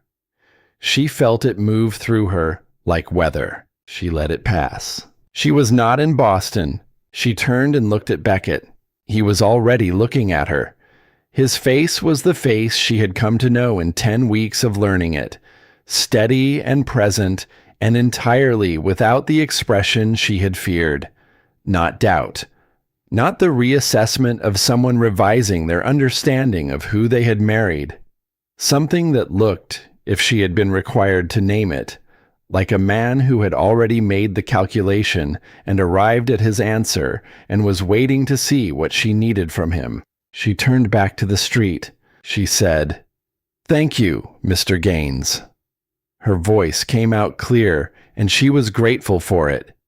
"I will look forward to addressing this more fully at the town council meeting on Friday." Then she climbed up onto the wagon seat. 3 children were absent from school on Monday. A 4th came Tuesday, but left at noon with a note from her mother that cited an illness Willa was fairly certain did not exist. She stood at the window of the schoolroom after the girl left and looked at the empty seat and felt the loss of it in the way a teacher feels the withdrawal of a student, not as a professional inconvenience, but as a small extinguishing. She taught the remaining children with the same attention she brought every day. She taught long division and the causes of the American Revolution and the correct formation of the letter Q in cursive. And she stayed 40 minutes after the other children left to work with a boy named Emmett, who was struggling with reading and who had been struggling with it quietly and alone for long enough that the struggle had begun to harden into the belief that he was simply not capable. She did not let that belief stand. When she came out of the schoolroom at 4 p.m, Beckett was waiting in the street with the wagon. He had not been expected. She looked at him and he looked at her, and neither of them said anything about the empty seats or the Sunday street or the particular quality of the last 3 days. He helped her up and handed her something warm, a cloth wrapped around something solid, which turned out to be a piece of cornbread that was still faintly warm from the morning. She ate it on the way home and did not speak, and he drove and did not speak, and the silence between them was the comfortable kind. The kind that had nothing in it that needed saying because all the things that mattered had already been said or shown or understood. That night she could not sleep. She lay in the dark listening to the wind move across the roof and thought about the valise she had not unpacked completely on the first night. It was still in the wardrobe, mostly empty now, most of its contents distributed to the drawers and the hooks and the small shelf above the basin. But in the inside pocket, where she had put it months ago when she began to understand that she might need to be mobile at very short notice, there was a small packed collection of the things she could not replace. Her father's primer, the letter from Fletcher, the notation paper with its careful columns, and underneath those, folded flat, was one change of clothes. She had not consciously decided to keep it there, but she had not removed it either. She thought about that for a long time in the dark. Then she got up. She went to the wardrobe and opened it. She took out the valise. She set it on the bed and opened it and took out the packed things one by one and set them on the counterpane. The primer, the letter, the notation paper, the change of clothes. She stood looking at them. Then she picked up the change of clothes and went to the chest of drawers and put them away in the drawer where they belonged, with the other things folded in the same way. She put the primer on the shelf with the books. She put the notation paper and the letter in the small locked box in the bottom of the wardrobe where she kept the documents that mattered. She looked at the empty valise. She put it in the back of the wardrobe behind everything else, behind the winter coat and the boots she did not use and the hat box from Boston, far back where things went that were kept but no longer consulted. She went back to bed. She was still awake when she heard the door to the other room open quietly, and Beckett's steps moved down the stairs and across the kitchen and out the back door to the barn, which he did sometimes in the night when something was weighing on him. The same way she went downstairs for water. The old private rituals that people developed for the hours when the house was too quiet to contain what was in their heads. She lay still and listened to the silence that followed. She had known, from the morning she found the bank letter on the table, that he was carrying more than he showed. She had known from the way Colt looked at him sometimes, with the sideways consideration of a man who had worked alongside another man long enough to read the weather in him. She lay in the dark and thought about the man sitting against the barn wall in the night, and she understood, in the way she understood things that arrived whole, that there were kinds of weight that were not meant to be held indefinitely in the compartments where a disciplined person kept them. She did not go down. It was not her moment to intrude on. Some things needed the dark and the solitude and the absence of witness before they could complete themselves. She understood this because she had needed it herself. In the barn on a Wednesday evening 3 weeks ago, with her arms around Clover's neck and the smell of hay and horse and the mercy of a space where no one was waiting for her to be all right. She stayed where she was. And in the morning, when he came in and she was already at the stove with the coffee ready and Rufus at her feet and the kitchen bright with the low November sun, He sat down across from her and wrapped his hands around the cup she set before him and looked at her across the table with something in his face that was different from the night before. Not lighter exactly, but different. The difference between a thing carried alone and a thing that has been set down for a moment, examined honestly in the dark, and picked back up again because a man has decided he is not done yet. She sat down across from him. She said, "I need you to hear something." He looked at her. "I unpacked the valise last night," she said. "The last of it." He was still for a moment. He understood. She could see him understanding what the valise had represented in its partially packed condition. He understood the grammar of that gesture as precisely as if she had written it out in her careful school teacher's hand. "Willa," he said. "I am not going anywhere," she said. "I want you to know that. Not because I have nowhere to go, because I am choosing to stay. There is a difference." He looked at her for a long moment. Then he did something she had not seen him do in 10 weeks of learning him. His jaw moved once, tightly, the compression of a man managing something that was trying to get out. His eyes changed, not the polite shimmer of controlled sentiment, but something real and unguarded. The face of a man who has been alone for a very long time and has just been told, clearly and without conditions, that he no longer has to be. He put his hand over hers on the table. His hand was rough with calluses and warm, and it covered hers completely, and he held on with the pressure of someone who has just found a fixed point and intends to stay oriented to it. Neither of them spoke. Outside, Rufus barked once at something in the field, and then apparently thought better of it and went quiet. The fire in the stove settled. The November light moved across the floor in the slow way of late autumn light, without hurry, taking its time with every surface it touched. He let go of her hand after a while. He said, "We should go see Merritt again before Friday." "Yes," she said, "and I want to be present when you stand up at that meeting." She looked at him. "You don't need to defend me." "I know," he said. "I want to stand next to you. There is a difference." She felt something move through her chest at that, something warm and solid and structural, the way a load-bearing thing feels when it is finally in the right position. Outside, Millhaven waited with its 4 remaining days and its half-formed judgments, and its 2 men with convergent interests, and its small wooden council room, where on Friday evening, a woman from Boston with a valise she had finally finished unpacking was going to stand up in front of everyone who had been given a reason to doubt her and say what was actually true. She picked up her cup.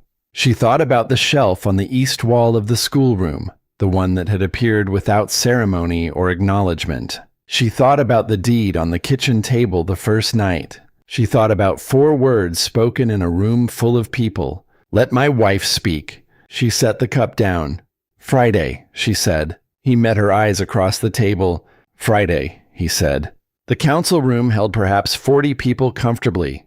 On Friday evening it held 63, which Millhaven had not managed for any occasion in recent memory, not the church social in July, not the land dispute hearing the previous spring, not even the night 3 years ago when the saloon caught fire, and half the town came out to watch, and the other half came out to pretend they were not watching.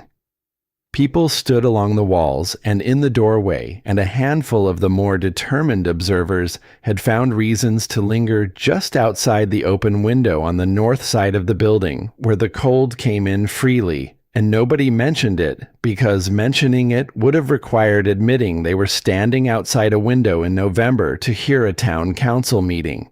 Willa sat at the long table beside Aldous Merritt with her papers arranged before her and her father's accounting primer open to the page she had marked 3 days ago, and the letter from Fletcher folded precisely in the inside pocket of her coat, where her hand could find it without looking.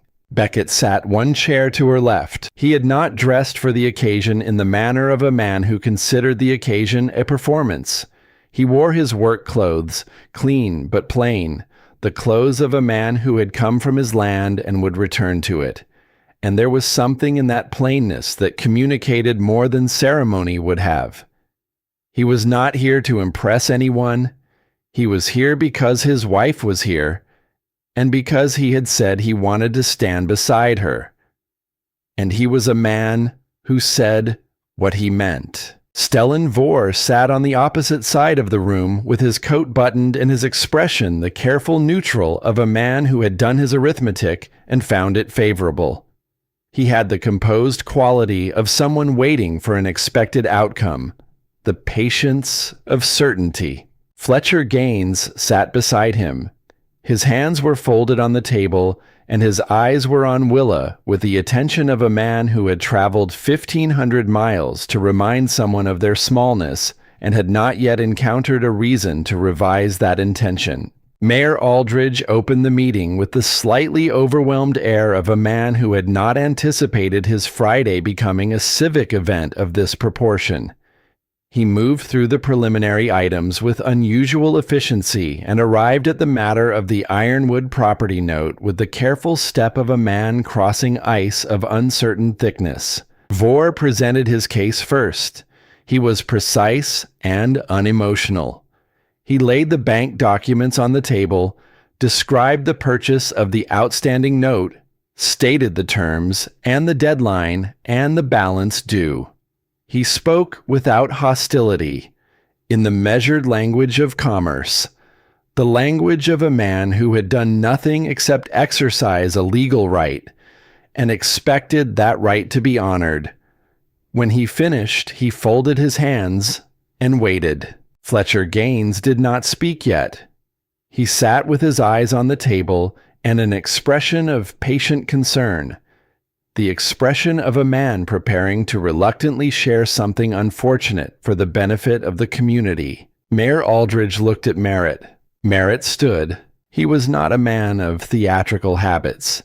He had practiced law in 3 territories over 40 years and had learned that evidence presented without embellishment was more persuasive than evidence presented with it, because embellishment gave the listener something to push against, while bare fact gave them nothing but itself. He laid out the grain purchase records. He presented the territorial price index from the Cheyenne newspaper editions Willa had found in the desk drawer. He placed the comparison of dates and amounts before the council members with the systematic patience of a man building something load-bearing. Each piece positioned before the next was placed upon it. He read the total figure aloud in a voice that carried to every corner of the room, including the window. The room went quiet in the way of rooms receiving a number larger than anticipated. He read it a second time in the context of the outstanding note. He did not draw the conclusion. He placed the 2 figures beside each other and allowed the arithmetic to speak with the authority that arithmetic has always had. The authority of things that are true, regardless of who is in the room or what they would prefer. Then he sat down and looked at Willa. She stood. She had rehearsed this moment in the kitchen at midnight, in the saddle on the road to Millhaven, in the schoolroom after the children left, turning the words over until they were worn smooth and would come out without catching. In the actuality of standing before 63 people who had been given a reason to doubt her and were now waiting to see what she would do with that doubt, she found that the rehearsed version was not quite what was needed. What was needed was simpler. What was needed was the thing her father had taught her, not the performance of a case, but the presentation of truth, organized well enough that it could stand without assistance. She presented the Boston documentation without preamble, the dates of Fletcher's advances, the dates of her refusals, the names of 2 colleagues who had witnessed portions of what occurred, and whose names she stated plainly, understanding that naming them was the kind of thing that could not be taken back, and doing it anyway, because the truth did not take things back. The sequence of events, from the accusation to the dismissal to the departure, laid out in order, one piece at a time. Then she reached into her coat and took out the letter. She did not read all of it. She read one sentence, the sentence Fletcher had written in the second week of the incident, before he understood she intended to refuse him permanently, before the calculation shifted from persuasion to retaliation. One sentence in his own handwriting that could not have been written by a man who was claiming she had pursued him, because it asked for something a man does not ask for from a woman who is already pursuing him. She read it in her schoolteacher's voice, clearly and without flourish, and then she folded the letter and held it and looked at the room.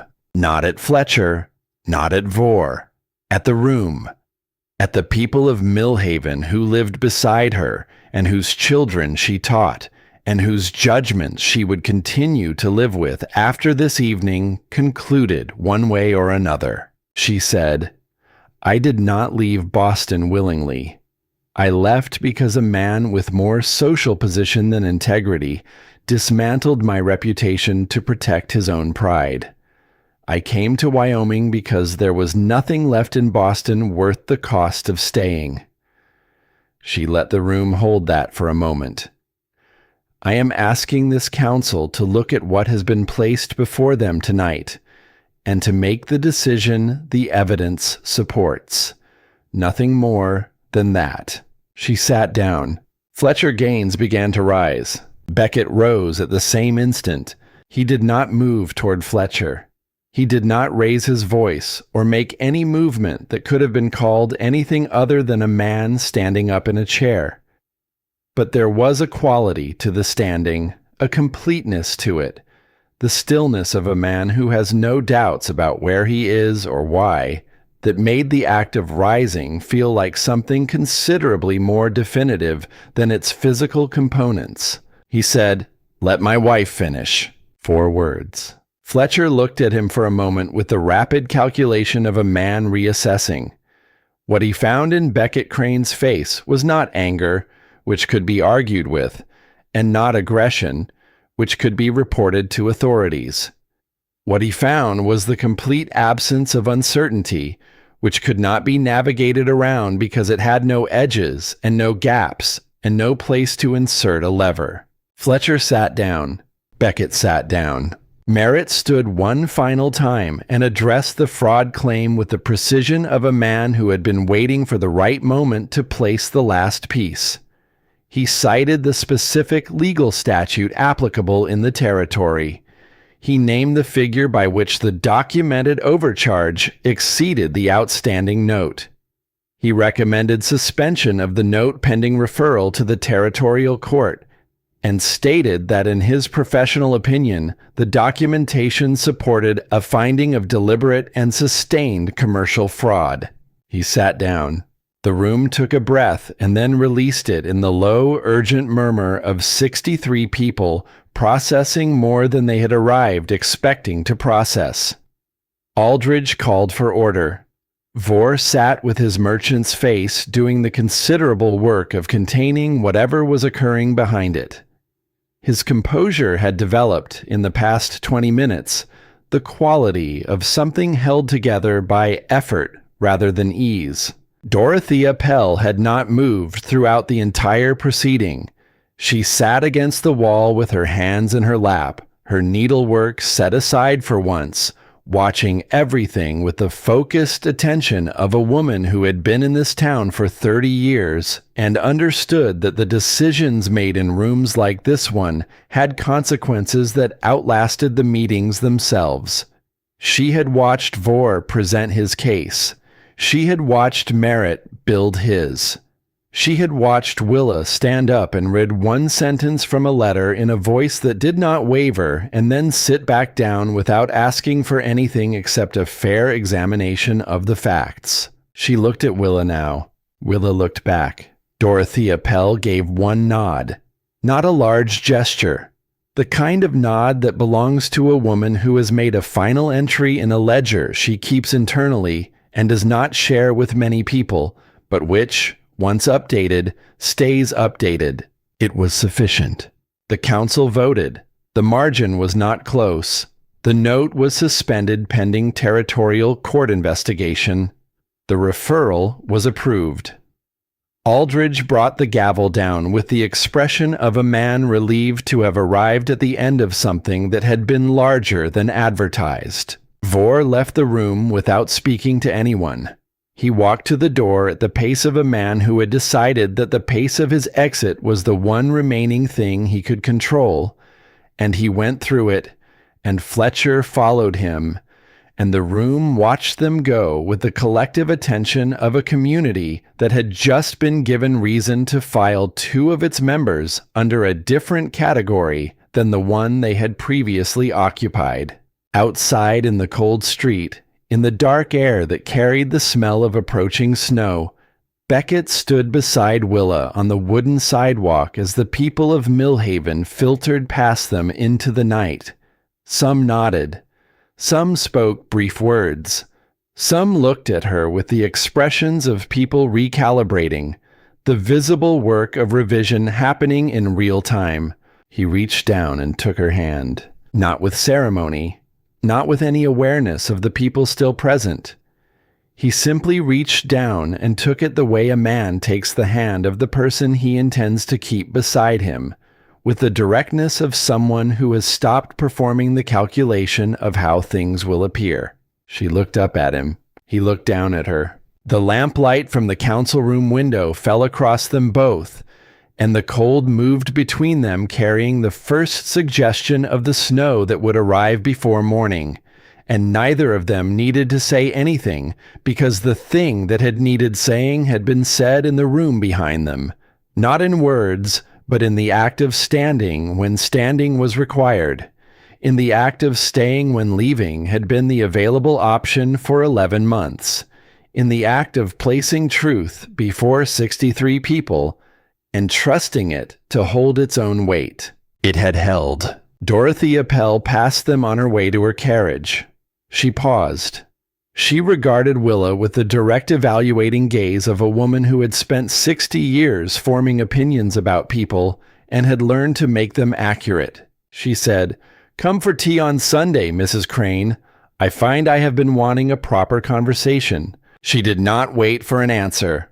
She was not a woman who extended invitations she expected to be declined. Willa looked after her. Beside her, Beckett made a sound that was not quite a laugh, but occupied the same general territory. "High praise," he said. "I gathered that," she said. They rode home through the dark beneath the enormous Wyoming sky, the horses finding the familiar road without guidance, Rufus waiting at the gate of Ironwood with his tail going and his whole body involved in the expression of it, as it always was when they came home. The house was lit from inside, the kitchen lamp she had left burning, and from the road it looked the way she had not permitted herself to imagine it in those early weeks, the way she had protected herself from imagining it in case it was taken away before it became real, warm and particular and inhabited, the light of a place that belonged to specific people who had chosen it. She looked at it from the wagon seat for a moment before climbing down. Beckett looked at her looking at it. He did not say anything. He understood the looking. The weeks that followed had the quality of ground after rain, firm underfoot in a way it had not been before. The same ground, but changed by what had moved through it. The Sunday after the council meeting, Millhaven went about its ordinary business with the slightly altered quality of a community that has processed something significant and is deciding what to do with the processing. People nodded to Willa on the street with a directness that had not always been present. Mayor Aldridge stopped her outside the general store to say, with the careful efficiency of a man discharging an obligation, that he was glad the matter had been resolved satisfactorily. She thanked him and meant it. The Sunday tea with Dorothy Appel was conducted in a parlor that smelled of beeswax and dried flowers and the particular refinement of a woman who had maintained standards across decades of frontier winters through the sheer force of deciding to. Dorothea served the tea in cups that had come from England on a ship and across the country in a wagon and had survived both journeys without a chip. "You kept documentation," Dorothea said, as though they were resuming a conversation rather than beginning one. "I did," Willa said. "From Boston. From the week before I left." Dorothea considered this over the rim of her cup. "My mother told me that a woman who could not read and write was a woman who could be told anything and made to believe it.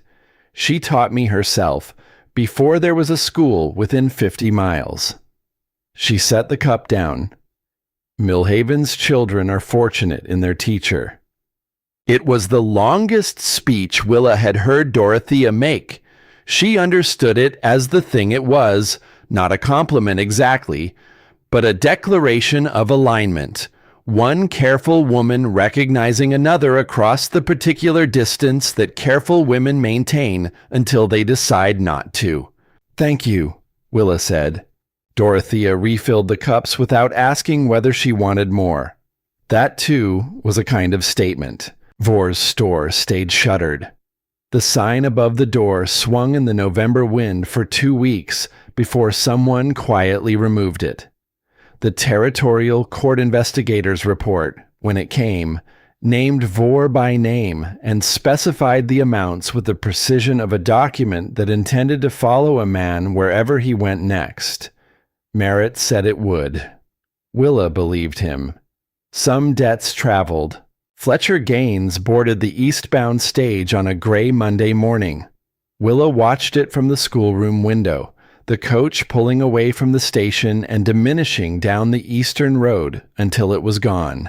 She turned back to her class and picked up the chalk and continued the lesson, which concerned rivers and the nature of current and why water, given sufficient time, always finds its level. The 3 children who had been withdrawn came back the following week.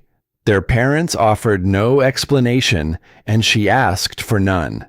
She greeted each of them at the door as she greeted every child, with the individual attention that a teacher owes to every person who enters her room, regardless of where they have been or what has kept them. The Territorial Court Investigator completed his review in early December and issued his preliminary finding. The fraud claim was upheld. The outstanding note on Ironwood was voided. The land was clear. Beckett came home from Merritt's office in the late afternoon and told her in the kitchen. He said it plainly, the way he said things that mattered. She sat down at the table and put her hands flat on the wood and looked at the grain of it for a moment, the attention of a person locating themselves in something that has just become permanent. Then she looked up at him. "Ours," she said, before he could say anything else. He looked at her. Something moved through his face, something quiet and settling, like a thing that has been waiting to come to rest and has finally found the surface that will hold it. "Ours," he said. That evening on the porch, the first serious cold of December in the air and the stars performing their nightly demonstration of the scale of everything, he sat beside her with his shoulder against hers in the easy way that had developed between them over the months, the posture of 2 people who no longer needed to manage the distance between them. He said, "I am not good at saying these things. You have been showing me since September," she said. Still. The cold moved across the porch. Rufus pressed against her feet with the dignity-adjacent behavior of a dog for whom the temperature had rendered pride negotiable. "I need you to hear it once, from me, in words." She waited. She gave him the silence he needed the way he had given her silence when she needed it, without filling it, without rushing it. "I love you," he said. "Not the woman I hoped would arrive on that coach. not the idea I had built out of 5 letters over 4 months. He looked at her directly, the way he looked at things he intended to be clear about. You.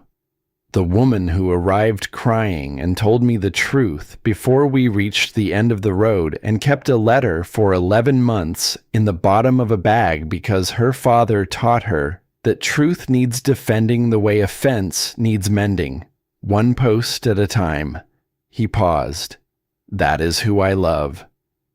She put her hand against his face. He went still under it. The complete stillness of a man in contact with something that has been absent long enough to have become a kind of grief. I know, she said. I have known for some time.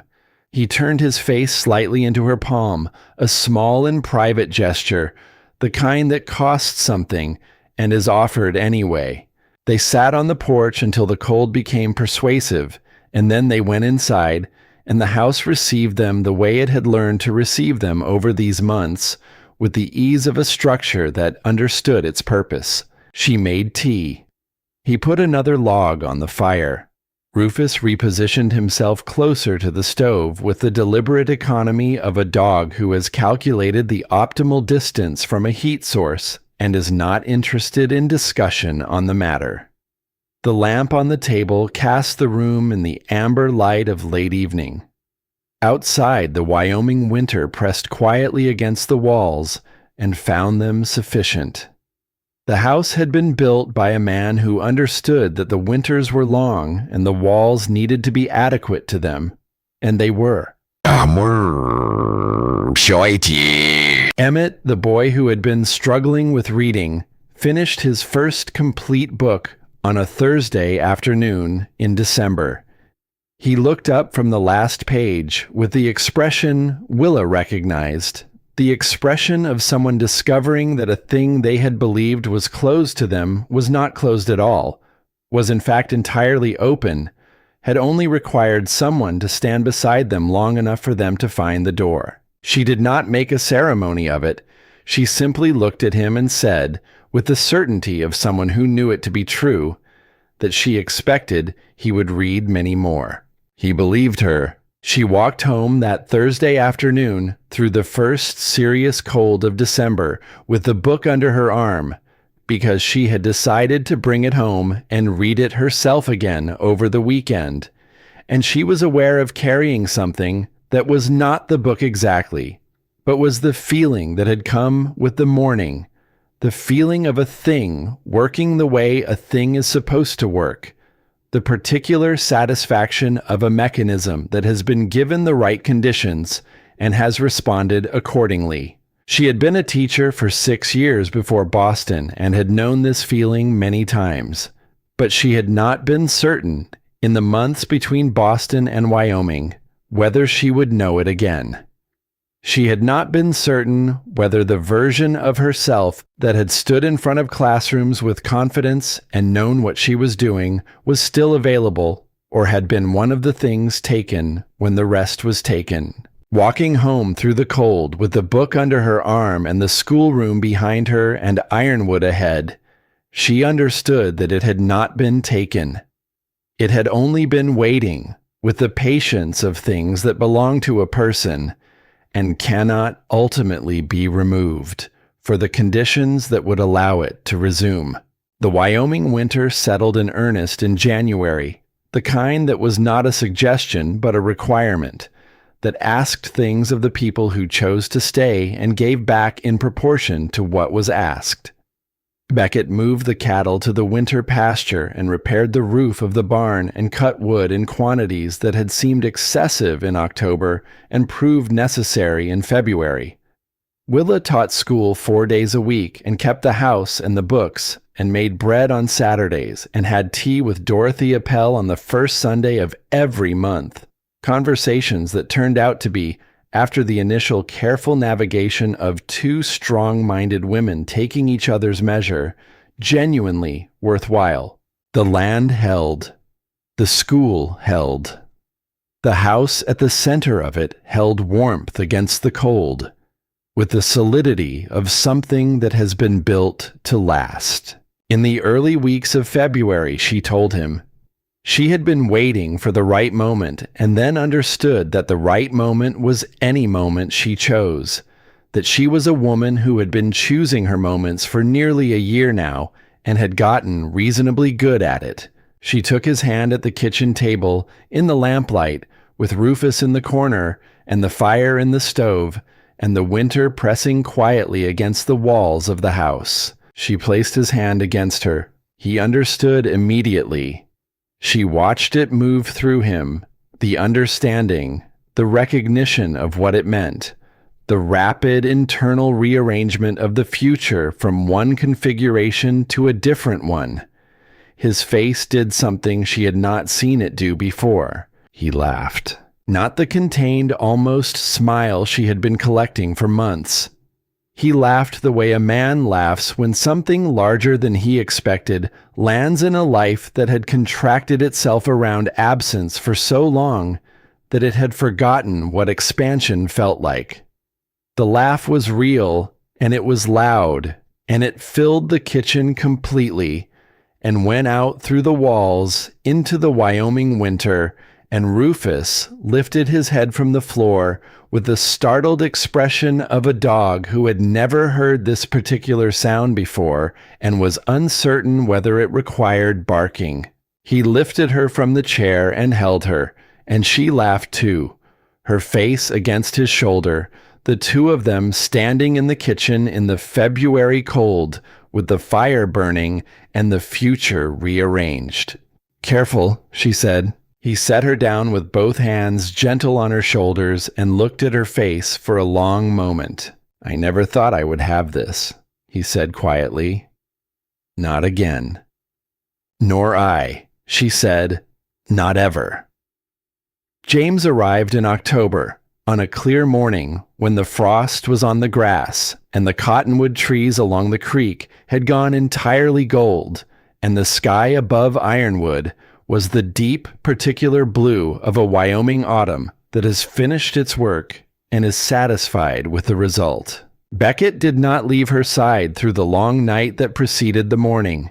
He brought water when she needed it and said nothing when she told him to go away and stayed anyway, in the manner of a man who has decided that the instruction and the actual desire are two different things.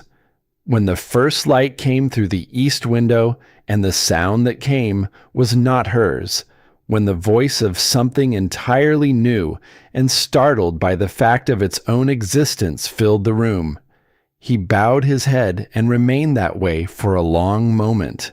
A man who had used up his available words and found that what remained was sufficient. They named him James for Beckett's father, who had also been a man who built things from bare ground and expected them to last. Willa held the baby in the morning light and felt the weight of him, the specific and particular weight of something real, and understood that this was the shape her life had been moving toward without her knowing the name of the destination. She had thought, in the months before, that she understood what it would mean. She had held her sister's children and her neighbor's children, and the children of her students on the occasions when children needed to be held, and a responsible adult was available. She had believed herself adequately prepared. She had not been adequately prepared. This was entirely different in the way that all the things she had thought she understood before Wyoming had turned out to be different when the Wyoming version arrived.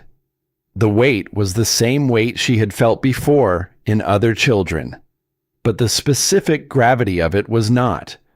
The specific gravity of it was something she had not had a unit of measurement for until this moment. She looked at his face. He was red and serious and had the concentrated expression of a person encountering existence for the first time and finding it considerably more intense than advertised. She understood that expression. She had worn something like it herself on a platform in September of the year before. "Hello," she said quietly. "I know it is a great deal to take in all at once." Beckett sat on the edge of the bed beside her. He looked at the child with the expression of a man who has been asked to contain something too large for the vessel he was given and is doing his best. "He has your eyes," Willa said. Beckett looked at her instead of the baby.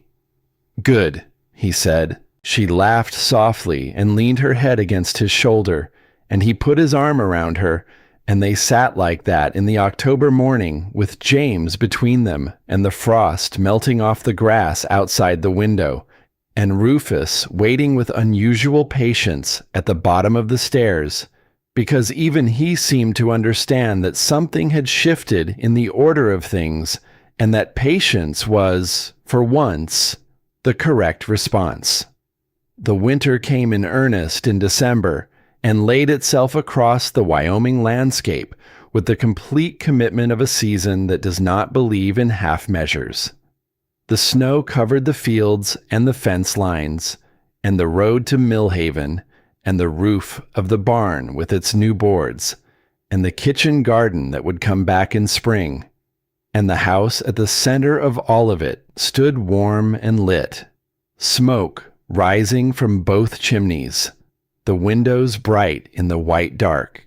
Willa stood on the porch in the late afternoon, with James wrapped against her chest in the manner Dorothea Pell had shown her on a Sunday visit, which turned out to be the manner that worked, watching the snow fall in the unhurried way of snow that has arrived where it intended to be. Rufus sat at her feet with the dignified patience he had cultivated since the baby's arrival, as though he had made a private decision that this development called for a more settled version of himself.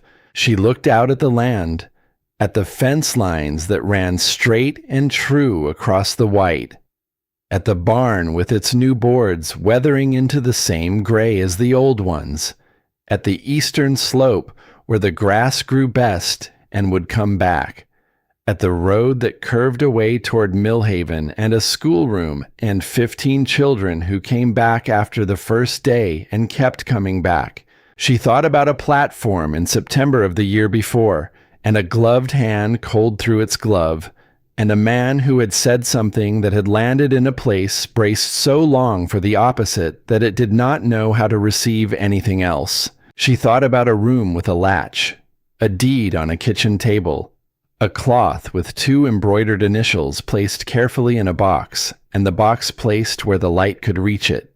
She thought about a letter kept for 11 months in the bottom of a bag, and a case built one piece at a time, and 63 people in a room, and 4 words spoken without anger and without raising the voice, and the particular quality of a vote that went the right way. She thought about a valise pushed to the back of a wardrobe where things went that were kept but no longer consulted.